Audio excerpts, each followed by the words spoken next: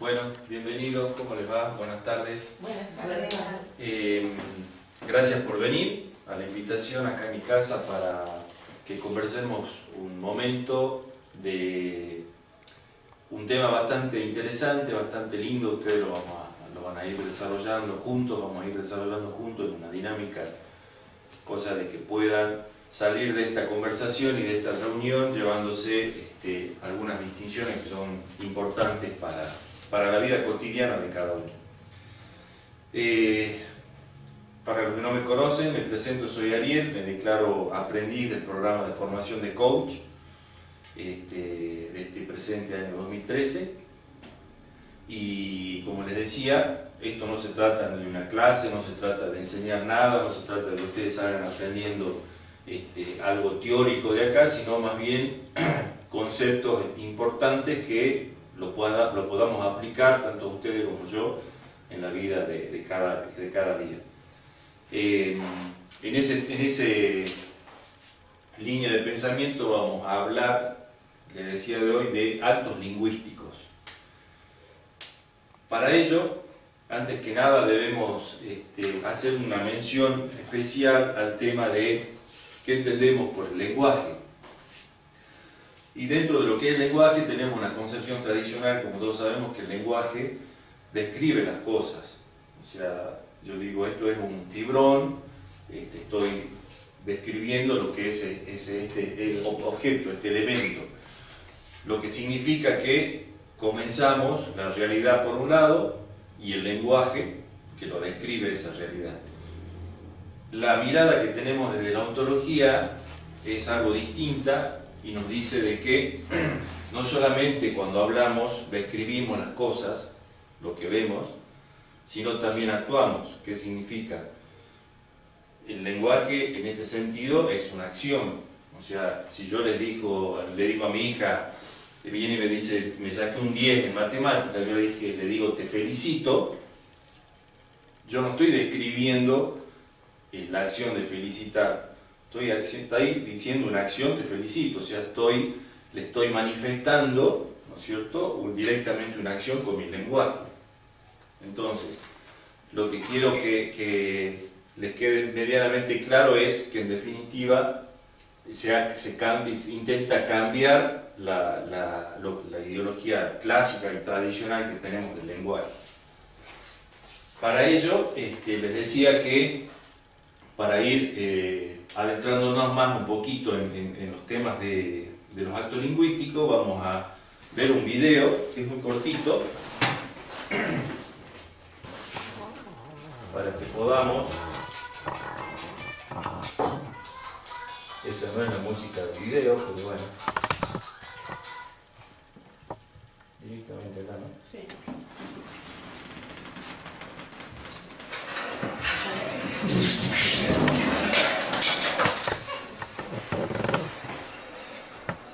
El cortito, presten atención.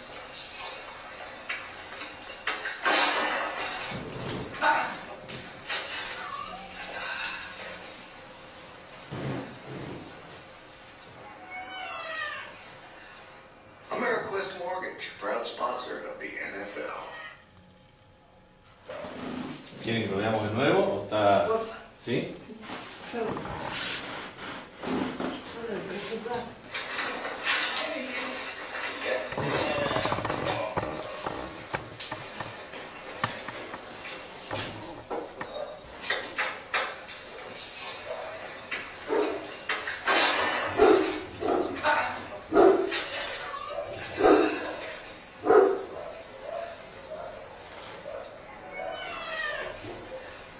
Ameriquest Mortgage, proud sponsor of the NFL. ¿Listo? Sí. Algo que me había olvidado antes de analizar el video, les quiero hacer un pedido y explicarles en qué consiste esta conversación, esta audiencia. Vamos a conversar 25 minutos de actos lingüísticos, hacemos un pequeño break, una pequeña pausa y tenemos otra conversación también de 25 minutos. Entonces lo que les quería pedir es expresamente que podamos consensuar de que vamos a estar en total 50 minutos, conversando. Entonces, ¿están de acuerdo con eso? Sí, sí, está bien. Bueno. Volviendo entonces al video, ¿qué es lo que han observado ustedes o qué observaron de ese video en concreto para ustedes? ¿Qué idea sacan en concreto de eso? Que uno cuando no piensa bien y juzga antes de preguntar o qué pasó, porque por ejemplo acá el gato tiró la salsa y la chica seguro que pensó que lo había matado o algo. Claro. Que estaba a punto de matarle al marido porque tenía ese pobre gato a punto de estrellarlo aparentemente. Claro, el tema de juzgar antes de tiempo. Antes de conocer. Claro. O sea, el concepto de prejuzgar. O sea, juzgar. Y ahí, a partir del video de que llega esta persona a su casa, que ustedes vieron algún hecho claro de qué es lo que intentaba hacer él. Sí, la intención era recibirla. Ajá. Una cena, sorprenderla con una cena. Estaba apurado, haciendo la cena, preparando la cena porque quería sorprenderla. Preparó la mesa, puso flores en la mesa. ¿Algo más a ti? Y Que te haya llamado la atención como de antemano, no, la cena y las flores me parece que es lo que da a pensar que quería sorprender. Ah, muy bien.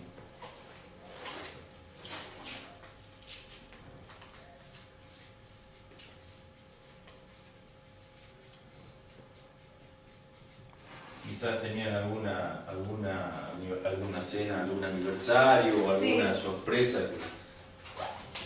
Sí, tenía que intención. quería, sí, una cuestión de escena romántica, una Sí. cosa así. Algo romántico que, bueno, que es poco común también. Y según lo que ustedes han podido ver ahí, la novia, la mujer, la esposa, cuando llega, qué impresión, o sea, ella evidentemente tiene una primera idea, Sí, que cuál es, que se había muerto el gato, que lo había matado el gato. Sí. claro, que algo estaba por pasar con el gato. Sí. Como que no sabía que... No, que se había sucedido porque había Ah, sangre. claro, Pero la había salsa, sangre. sí, la salsa da la impresión que era sangre Como que lo había agredido al gato. Sí. Se llevó otra sorpresa, digamos. No la sorpresa que esperaba. Bueno, para llegar a estos hechos concretos, como por ejemplo que supuestamente había una cena, que él estaba intentando cocinar, que le había preparado la mesa, dentro de lo que veníamos hablando como el lenguaje, para llegar a esos hechos, ¿qué estamos haciendo? ¿Qué han hecho ustedes? Observar. Observar, sí. Y de esa observación, ¿cómo llegamos a un hecho concreto? Por ejemplo, la cena. Por lo que estaba en la cocina, o sea, lo que se estaba preparando da a entender que es una cena. Perfecto. Pero en la realidad de los hechos, digamos, para los objetos que habían y todo, Sí. ustedes han hecho Una inferencia, Lectura. sí, una interpretación, exacto, una descripción. una descripción. Una descripción de que él estaba preparando la cena en concreto, porque Sí. estaba preparando la mesa, le había puesto flores y evidentemente Sí, quería agasajarla a su mujer. O sea, estamos hablando de descripción de un hecho concreto, que sería una cena, Sí. prepararle una cena.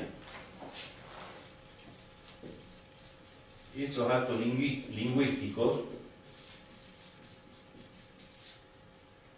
que describen la realidad, que describen las cosas y que describen los elementos como los observamos nosotros, es un acto lingüístico que son las afirmaciones, ¿sí?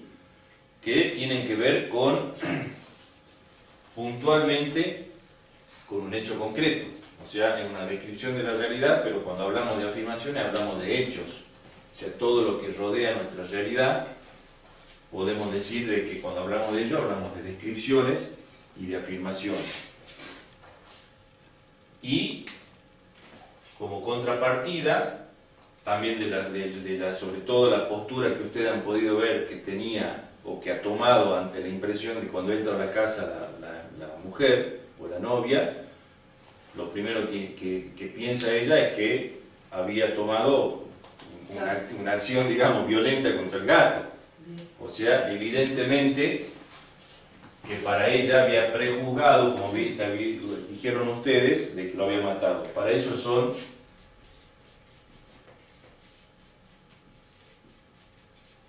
actos lingüísticos que son declarativos, o sea, son declaraciones.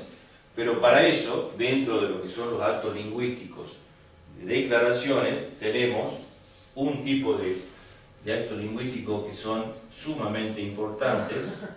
Los juicios. Los juicios. Y de los juicios, evidentemente, esa relación, seguramente hasta que él le pudo explicar qué es lo que había pasado realmente, o ella ante la visión de que el gato estaba sano y salvo, no le había pasado nada, evidentemente, ante que esos minutos transcurrieran, la relación evidente para ellos se ha roto. O sea, ella ha pensado lo peor de su novio o marido y entonces, con su juicio previo, rompió una relación de armonía que venía con ellos, antes de ese hecho. Eso es muy común, ¿no? Absolutamente. En la vida diaria, digo, uno sin conocer, yo conocí el otro día a una persona que me imaginó que es presidente de una organización, porque tenía ¿cómo se llama esta racha? Claro. O sea, y lo porque prejuzgué porque este no puede ser presidente de una organización. Exacto. ¿No? Y uno, O sea, no, sí, incluso hasta la capacidad, hasta la identidad de la persona la pone en juego porque considera que su aspecto físico no coincide con lo que vos pensás. Exacto. Entonces, decir, el estándar que nosotros tendríamos de una persona presidente de lo que fuere, no tendría que ser así. Claro, me refiero a uno de camisa y corbata. O sea, exacto. Y eso tiene que ver también mucho con las afirmaciones que están relacionadas fundamentalmente a estándares y a situaciones, o mejor dicho, a acuerdos sociales de cómo observamos. O sea, por darle un ejemplo, que yo les diga, yo mido 1,76 m de altura, en el sistema métrico que nosotros tenemos en nuestro país, bueno, en toda Latinoamérica, dice yo, evidentemente ustedes van a acordar que con esa afirmación, de que yo mido 1,76 m, pero si tendríamos otro sistema en otros países, que yo diga, bueno, que miden la altura en pies, en definitiva, no van a acordar conmigo, van a decir, bueno, vos no medís 1,76 m. Entonces eso tiene que ver y está relacionado con los consensos sociales dentro de los cuales podemos tener la misma visión y ser los mismos observadores, o sea, tener las mismas distinciones para observar. Para que ustedes lo entiendan, por ejemplo, decimos esto es una computadora, y bueno, porque hay un consenso social de que sabemos que así es. Pero si una persona que a lo mejor de otra comunidad ni siquiera conozcan la computadora, para él no va a ser una computadora. O sea que esa afirmación podría decir él que es falsa. Porque las afirmaciones en definitiva es un acto lingüístico que pueden ser falsas o verdaderas conforme, digamos, a la veracidad que pueda yo decir de mis afirmaciones. Yo cuando declaro y hago cuando afirmo, evidentemente tengo que tener la veracidad de lo que estoy afirmando, porque si no estoy hablando de una afirmación diciendo una afirmación falsa, obviamente, y tiene que ahí pongo en juego la identidad, incluso hasta y lo que puedan ver de mí en el aspecto social. Ustedes en su vida diaria y cotidiana, ¿cómo les va conviviendo de esta palabrita de los juicios? ¿De los prejuicios o juicios? No, de juicios. Porque siempre es un pre. Uno siempre lo hace a los juicios previamente. Porque de pronto mira algo y la cara, la mirada, ya un pre, algo anticipado lo tiene. Qué sé yo, una mirada o un saludo, me saludó mal, no estuvo muy contenta. Inconscientemente como uno se va guiando en ese sentido, ¿no? Sí. Y el juicio tiene que ver también con valores, me parece, ¿no? Los valores, claro. El juicio tiene que ver con valores Personal. Sí, valores estéticos, valores, ¿no? Morales. Sí, y tiene que ver fundamentalmente con una cuestión del lenguaje, o sea, porque viven en el lenguaje los juicios. O sea, si no existiría el lenguaje, evidentemente que el hecho de realizar un juicio de una persona determinada hacia otra, si no tendríamos lenguaje no existiría ese juicio. ¿A qué voy? Que el juicio real está viviendo en la persona del observador, o sea, el que dice, bueno, en este caso me saludó mal y debe estar enojado conmigo. Entonces, evidentemente yo ya estoy haciendo un juicio, pero es porque tengo una conversación privada, interna, que me está diciendo, yo ya me creé la idea de que está, obviamente, enojado. Entonces, por eso me saludo mal. Y los juicios, como le decíamos, como actos lingüísticos de declaraciones, no tienen que ver o no se relacionan de la misma manera que las afirmaciones como falso y verdadero, sino como válido e inválido de acuerdo al poder de la persona que lo emite. El poder. Exacto, que puede ser el poder entendido como fuerza o como autoridad. Por ejemplo, yo como padre de familia o padre de mi hijo le digo, esta noche se cena, terminan la cena y se van a dormir, no ven televisión, Sí. bueno, evidentemente que la autoridad que ejerzo como padre, en ese caso ellos cumplirían esa declaración o la aceptarían porque es así. Pero también puede ocurrir, por ejemplo, con un árbitro de fútbol, cuando declaran y toca el pito con un penal y cobra un penal, evidentemente que porque la autoridad que tiene, las personas lo aceptan. Lo mismo que vos te casaste por el registro civil, ¿no es cierto? Sí. La declaración que te da la autoridad, y en este caso el director del registro civil, bueno, ese tipo de decisiones y declaraciones tienen que ver con la autoridad de la persona. Entonces, en ese caso, estamos hablando quizás de declaraciones o de actos declarativos como juicios válidos o inválidos conforme a la autoridad de la persona. Pero, el primer ejemplo que les di, yo por ejemplo, es que estábamos hablando de que tenían que ver con la autoridad o el poder que tenía esa persona. Pero en el común de la gente, nosotros también hacemos declaraciones, vivimos haciendo declaraciones de acuerdo a nuestra dignidad de persona y que son fundamentales. Y eso también son actos lingüísticos o actos dentro de lo que son las declaraciones que se llaman declaraciones fundamentales. ¿Se les ocurre alguna? Cuando me contabas vos, antes de venir para acá, que le pediste el vehículo a Antonio, Sí. ¿qué te dijo? Que no. Que no. Eso es una declaración fundamental. Fundamental porque no tiene opciones. O porque es absoluto. ¿Es sí o No, claro, es absoluto, pero en este caso, cuando lo que significa decir un no ante cierta, no solamente en este caso en particular, ante una pregunta determinada, pero está muy relacionado, o es una de las expresiones fundamentales que está relacionada con la propia dignidad de la persona, o sea, con la autonomía de la persona. El poder decir no significa ser independiente, significa hablar de la libertad de esa persona en cuanto a lo que elige, que le están ofreciendo o que le están proponiendo, dice que no. El hecho de eso se da mucho. sea que no te da libertad. Exacto. Y fundamentalmente te da una autonomía como persona dentro de lo que es tu dignidad. Porque en definitiva, el no decir no y que toda la otra declaración, al contrario, que sí, si vos dirías todo sí, cuando en realidad estás diciendo, ¿por qué digo sí? Que sí, que no, lo que me ofrecieron no me gusta, o no lo voy a cumplir, o no lo voy a, me comprometí a algo y no lo voy a cumplir. Entonces, ¿por qué no puedo decir que no? ¿A ustedes les es fácil decir no? Por ejemplo, en el trabajo. No. A vos, que trabajamos No. juntos, ¿te es fácil decir no?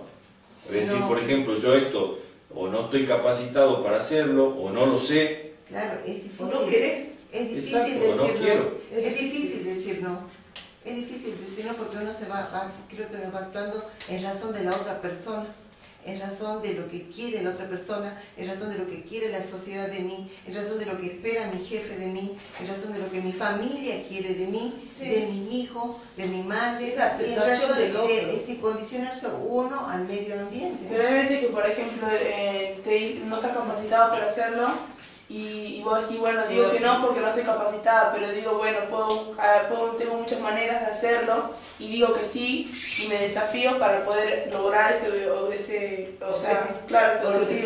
Claro, bueno, ahí Poder sacar estaríamos el no, también no. en otra declaración que dijo Nati, que es el no sé. O sea, obviamente que también es una declaración fundamental decir no sé desde el punto de vista que está relacionado a no puedo, pero que significa el primer eslabón del aprendizaje, o sea, el decir no sé. Eso te digo que... Digo, con esto reconozco que no lo sé y puedo aprender. Sí, el no sé te mata cuando, bueno, en mi trabajo, que yo soy profe, cuando un chico le dije una vez que no sabía, no podía creer. Digo, no sé, tengo que ver. Pero profe, ¿cómo? Pero de sociología, materias que por ahí son complicadas y complejas, pero en ese sentido el no sé, los alumnos no esperan jamás que un docente les diga que no sé.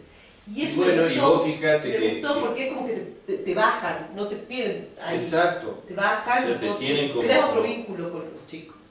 Claro, ¿no? pero dentro de lo que ellos puedan observar, como que en definitiva no podés no es que tenés todas las respuestas por No. ser docente. Pero Incluso a lo los chicos mejor te ponen en ese lugar. Pero inclusive los hijos mismos, porque por ahí hay cosas y situaciones que yo siempre le digo, nadie viene a ser padre, madre con un librito ni con una enseñanza previa. Todos cometemos errores y vamos creciendo a medida que vamos aprendiendo, los dos, ustedes de mí, yo de ustedes, porque de pronto nadie recibe un curso para ser padre. Para ser profesor Por no supuesto. tiene toda la enciclopedia. No. Entonces me parece que qué sé yo, equivocarse y pedir disculpas es lo más...